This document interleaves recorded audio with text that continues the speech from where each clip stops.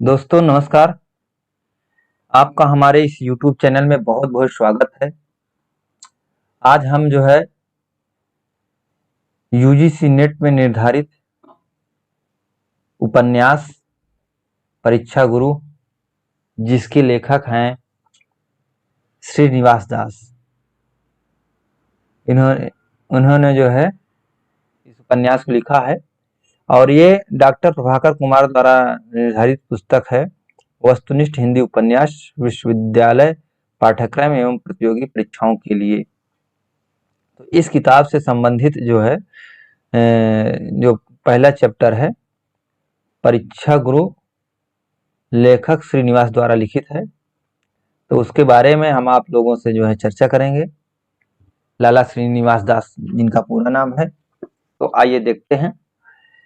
लाला श्रीनिवास दास जीवन वृत्त एवं रचनाएं। लाला श्रीनिवास दास का जन्म 1850 ईस्वी में मथुरा उत्तर प्रदेश में हुआ था तथा इनकी मृत्यु 1907 में हुई थी। लाला श्रीनिवास दास जी भारतेंदु मंडल के एक प्रसिद्ध नाटककार थे। माना जाता है कि नाटक लेखन में ये भारतेंदु के समकक्ष थे। श्रीनिवास दास जी हिंदी, संस्कृत, फारसी, उर्दू, अंग्रेजी आदि सभी विषयों में निष्णात थे। इनकी भाषा और शैली पर अंग्रेजी तथा उर्दू फारसी का प्रभाव है। आचार्य रामचंद्र शुक्ल ने श्रीनिवास दास को अखबार नवीस कहा है। श्रीनिवास का नाटक रणधीर प्रेम मोहिनी हिंदी का प्रथम दुखांत नाटक है। श्रीनिवास दास ने सदादर्श पत्रिका का संपादन सन 1874 ईस्वी में किया था।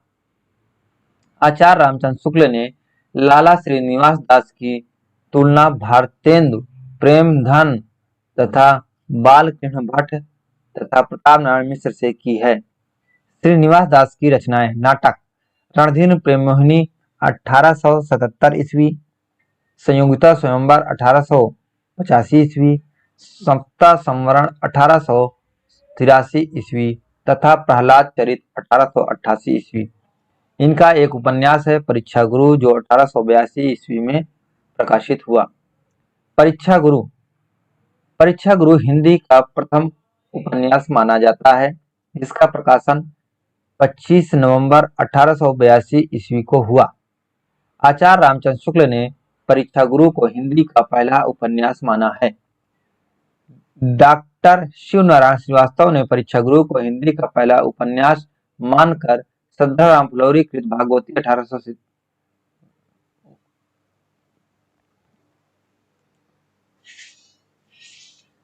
डॉक्टर शिवप्रसाद श्रीवास्तव ने परीक्षा गुरु को हिंदी का पहला उपन्यास न मानकर श्रद्धाराम फुलौरी कृत भागवती 1877 ईस्वी को हिंदी का पहला उपन्यास माना है। लाला श्रीनिवास दास ने अपने इस उपन्यास को नई चाल की पुस्तक माना है, यद्यपि उन्होंने इसे उपन्यास न मानकर वार्ता ग्रंथ माना है। परीक्षा गुरु की रचना प्रकृति में जिस पुस्तक या ग्रंथों का आधार लिया गया, उसके बारे में स्वयं श्रीनिवास उपन्यास की भूमिका में कहते हैं कि इस पुस्तक के रचने में मुझको महाभारत आदि, संस्कृत, गुलिस्ता वगैरह फारसी स्पेक्टेटर, लॉर्ड बेकन और स्त्रीबोध आदि की वर्तमान रिसालों से बड़ी सहायता मिली है। वस्तुतः परीक्षा गुरु उपन्यास की रचना बंगला उपन्यासकारों के आधार पर न होकर अंग्रेजी ढंग के उपन्यासों के आधार पर हुई है। लेखक ने इस उपन्यास में उपदेशपरक और सुधारवादी दृष्टिकोण को अपनाया है। स्वयं उन्होंने कहा है कि यह रचना अनुभव द्वारा उपदेश मिलने की एक संसारी वार्ता है। लाला श्रीनिवास दास पुस्तक के बारे में कहते हैं कि इस पुस्तक में संस्कृत, फारसी, अंग्रेजी कविता का तर्जुमा अपनी भाषा के छंदों में हुआ है। इस उपन्यास में किस्सागोई पद्धति का अनुसरण नहीं किया गया है। स्वयं श्रीनिवास दास कहते हैं कि इसमें नाटकीय वर्णन कौशल का अनुसरण करके सिलसिलेवार कथा कथन की भारतीय परिपाटी का परित्याग किया गया है। परीक्षा गुरु उपन्यास के पात्र हैं लाला श्रीनिवास दास। परीक्षा गुरु उपन्यास के पात्र हैं Lala Manmohan, master Shambhu Dayal, Brajkishor, Munshi Chunnilal, mister Bright, Purushottam Das, Babu Baijnath, पंसारी का लड़का, हरगोविंद लाला, जवाहरलाल, हरकिशोर, कामिनी, प्रियमवदा आदि। परीक्षा गुरु उपन्यास की कथा वस्तु दिल्ली के एक सेठ पुत्र मदन मोहन की कहानी है, जो पाश्चात्य चकाचौंध एवं भौतिकवादी दुनिया में फंसकर अपनी सारी संपत्ति नष्ट कर दिया। उपन्यास का प्रारंभ लॉर्ड चेस्टरफील्ड के इस उदाहरण से होता है। चतुर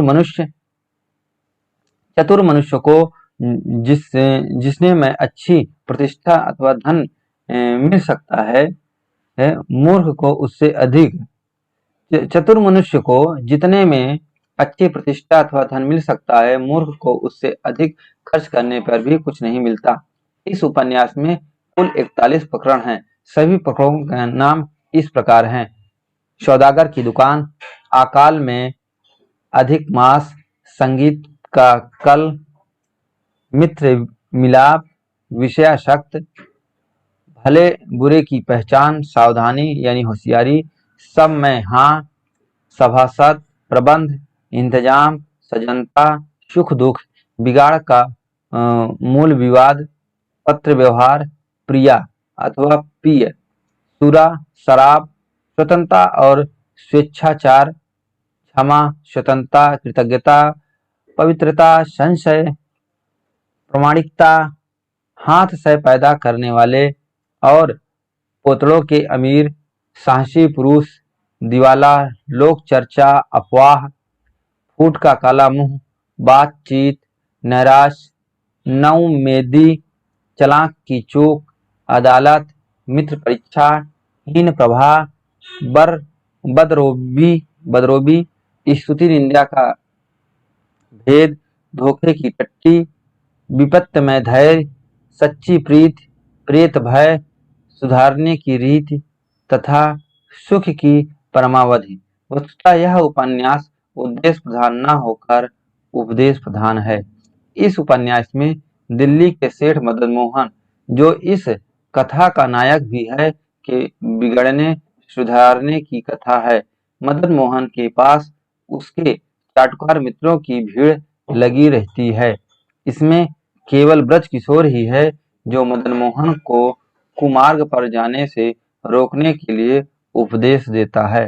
मदन मोहन का सज्जन मित्र ब्रजकिशोर पेशे से वकील है। यही मदन मोहन का उद्धार करता है। प्रबंध प्रकरण में चाटुकार मित्रों द्वारा मदन मोहन को म्युनिसिपैलिटी का मेंबर बनाने की खुशामद करता है, किंतु ब्रजकिशोर इसका विरोध करता है। लेखक ने सावधानी प्रकरण में मित्रों की परख में सावधानी यानी चालाकी नहीं को आवश्यक बताता है।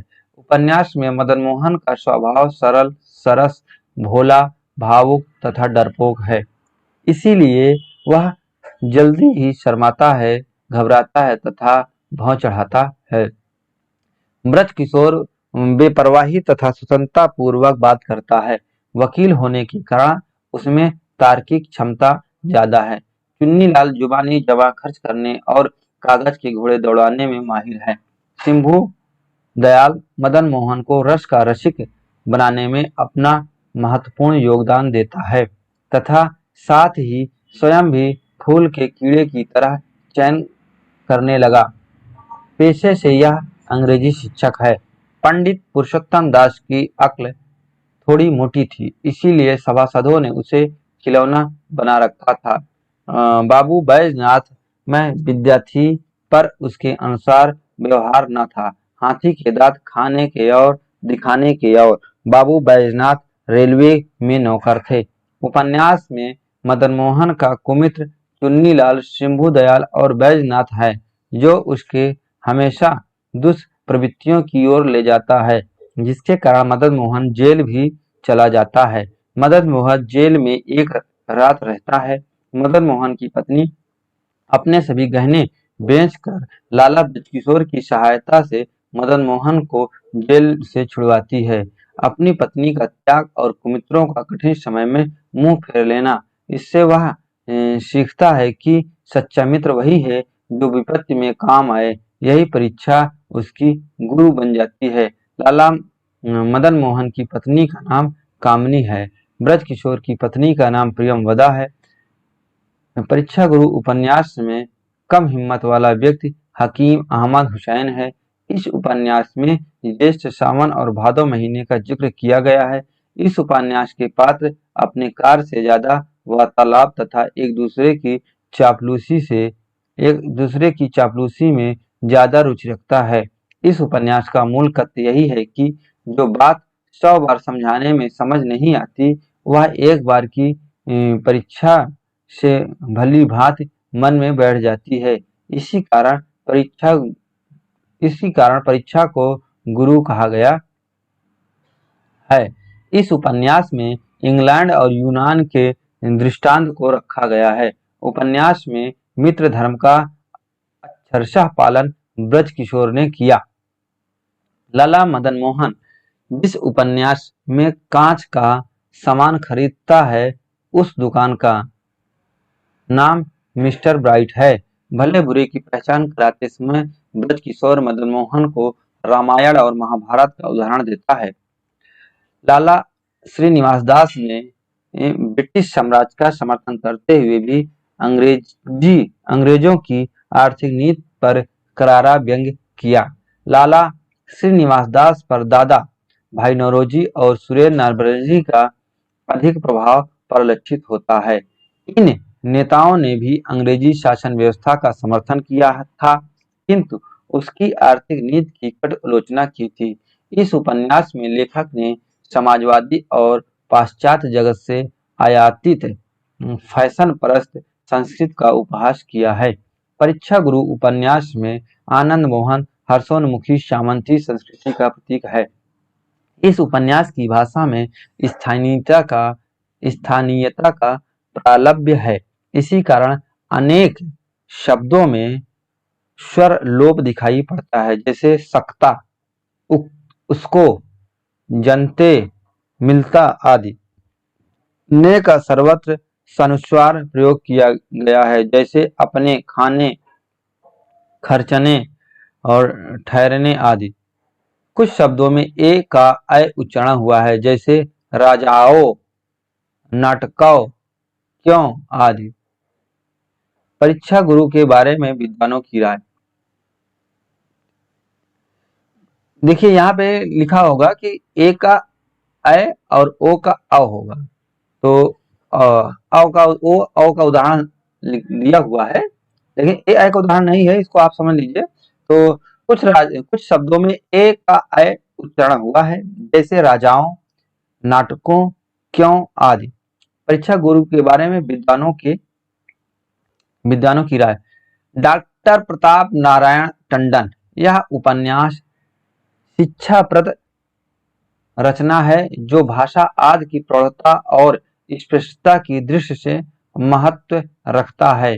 एक जगह और टंडन जी कहते हैं कि नैतिक आदर्श और राष्ट्र प्रेम की जो भावना आगे चलकर उत्तर भारतेंदु काल के उपन्यासों में मिलती है, उसका सूत्रपात इसी युग में किया जा चुका था, और इस दृष्टिकोण से उपन्यास की अनेक प्रवृत्तियों का श्रेय इसी युग की रचनाओं को है। आचार्य रामचंद्र शुक्ल कहते हैं कि लाला श्रीनिवास दास व्यवहार में दक्ष और संसार का ऊंचा नीचा समझने वाले पुरुष थे, अतः उनकी भाषा संयत और साफ सुथरी तथा रचना बहुत कुछ स्वदेश्य होती थी। बच्चन सिंह कहते हैं कि इस उपन्यास की सबसे बड़ी विशेषता यह है कि इसमें नवजागरण की प्रतिध्वनि सुनाई पड़ती है। अपनी भाषा की उन्नति के साथ इसमें नए ढंग की खेती और कल कारखाने के उन्नति पर बल दिया गया है। अंग्रेजों की नकल को निषिद्ध ठहराया गया है। देसी भाषा में शिक्षा देने पर जो दिया जा दो देसी भाषा में शिक्षा देने पर जो दिया गया, अखबारों की कद्र न करने की निंदा की गई, पुरानी पीढ़ी की कर्मठता को अनुकरणीय बताया गया। इसी तरह उस युग को समग्रता में समेटने का जो प्रयास लाला जी ने किया, वह प्रशंसनीय है। आचार्य रामचंद्र शुक्ल कहते हैं कि परीक्षा गुरु अंग्रेजी ढंग का पहला मौलिक उपन्यास है। यह उपन्यास अनुभव और उपदेश मिलन की एक सांसारिक वार्ता है। प्रकरणों की सूक्तियां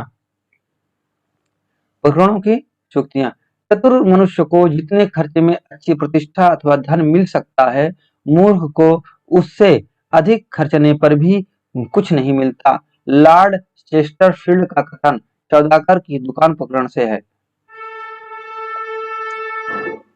राशि बस हो तो निपट। इसमें क्या लिखा है यार?